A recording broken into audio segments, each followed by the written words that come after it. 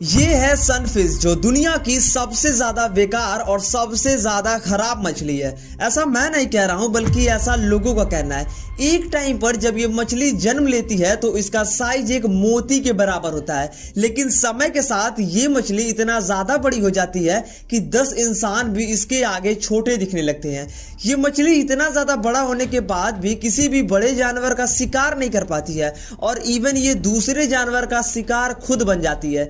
जैसे तैसे इस मछली के मुंह में अगर एक आध दो मछली आ जाती है तो वो इसी से अपना गुजारा करती है। वैसे तो इंसानों का ये कहना है कि इस मछली का खाने का टेस्ट बिल्कुल ही बेकार है, क्योंकि इंसान इस मछली को खाना बिल्कुल भी पसंद नहीं करते हैं। जैसे तैसे अगर मछुआरे कभी मछली पकड़ रहे हैं और उसमें अगर ये मछली आ जाती है तो वापस से इस मछली को पानी में छोड़ दिया जाता है। व्लादिमीर पुतिन ने इस बार ब्रिक्स 2025 समिट को अटेंड नहीं किया और इसका रीजन जानने के बाद आप पूरी तरीके से हैरान हो जाओगे।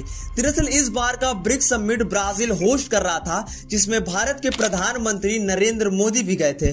ब्रिक्स एक ऐसी कंट्री का ग्रुप है जिसमें ब्राजील, इंडिया, चाइना, रशिया और साउथ अफ्रीका जैसे बड़े बड़े देश शामिल हैं। इसके बावजूद भी व्लादिमीर पुतिन, रशिया जो कि ब्रिक्स समिट का सबसे इंपॉर्टेंट मेंबर है, बावजूद उसके वो ब्रिक्स 2025 को अटेंड नहीं करते हैं।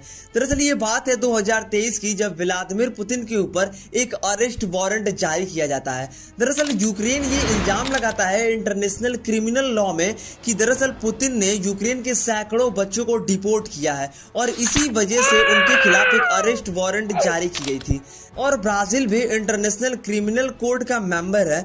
इसके तहत अगर जो रशिया के प्रेसिडेंट व्लादिमीर पुतिन है वो ब्राजील जाते हैं तो ब्राजील को उनको अरेस्ट करना पड़ जाएगा और इसीलिए व्लादिमीर पुतिन ने ब्रिक्स 2025 समिट को अटेंड नहीं किया। वैसे तो रशिया के व्लादिमीर पुतिन कोई आम इंसान नहीं है जिनको ऐसे ही अरेस्ट वारंट जारी कर उनको अरेस्ट कर लिया जाएगा, क्योंकि रशिया के व्लादिमीर पुतिन दुनिया के सबसे खतरनाक लीडर में से एक माने जाते हैं और उनको अरेस्ट करना ये कोई छोटी बात बिल्कुल भी नहीं है। आइए बढ़ते हैं अपने लास्ट फैक्ट की तरफ। देखो, पाकिस्तान एक ऐसा क्लाउन देश है, जोकर देश है, जिसका डिप्लोमेटिक दुनिया में कोई भी नहीं समझ सकता है।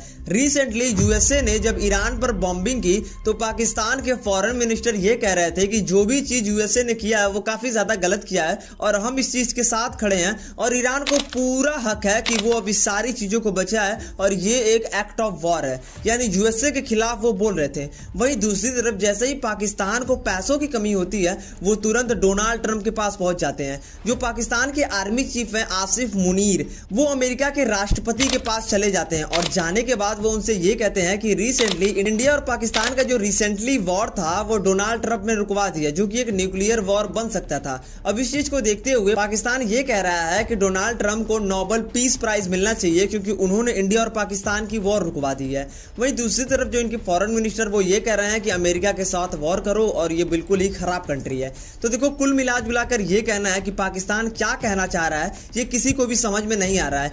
यानी कुल मिलाजुलाकर ये कहना है कि डोनाल्ड ट्रंप अच्छे इंसान है, उनको नोबेल प्राइज देना है या फिर नहीं देना है, ये पाकिस्तान इसमें बिल्कुल ही उलझा है। और दूसरा रीजन ये हो सकता है कि पाकिस्तान के मिनिस्टर्स को कब क्या बोलना है ये उनको बिल्कुल भी नहीं पता होता है, यानी क्या कब वो बोल दें इस चीज की कोई भी गारंटी नहीं है। तो देखो, यही सारे आज फैक्ट्स थे। होप करता हूं आपको वीडियो अच्छी लगे तो वीडियो को लाइक कर देना। मिलते हैं अगले वीडियो में। Thank you.